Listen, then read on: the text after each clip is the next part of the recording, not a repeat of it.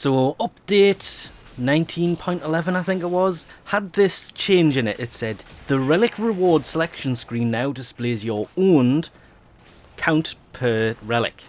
I took this as it is how many relics you own because of the way it was worded.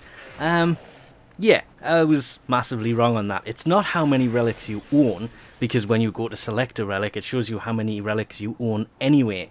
What it was the relic reward. As weird as it sounds, it's the second and third word.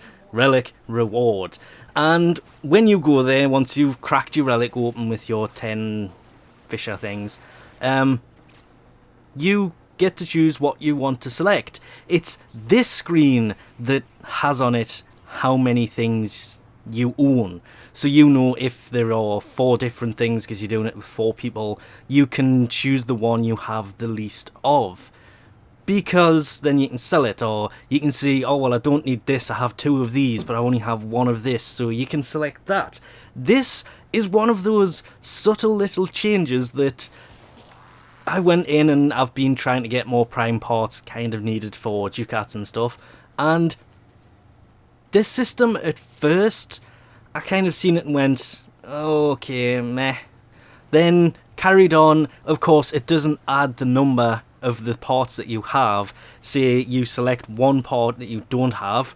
For me, I think it was the Volt Prime systems that I was farming for, and you got 1. It didn't say you had 1. But then a second one popped up, and it didn't say that I already had 1, because it's not added to your inventory until you exit the mission. So if you don't have something, and it pops up 3 or 4 times, it'll say you don't own any until you actually leave the mission. This goes for existing items as well. If it says you have 10 when you start the mission, it can pop up every round. You can select it every round. The number won't change.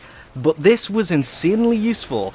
And again, I didn't think it would be as useful from when I first started, but there was one time, I think it was a Paris Prime part, there was the upper limb and the lower limb, and I don't know if I actually recorded this, but that was the 2 choices, because one person didn't take a relic with them, and there was only the 3 were there.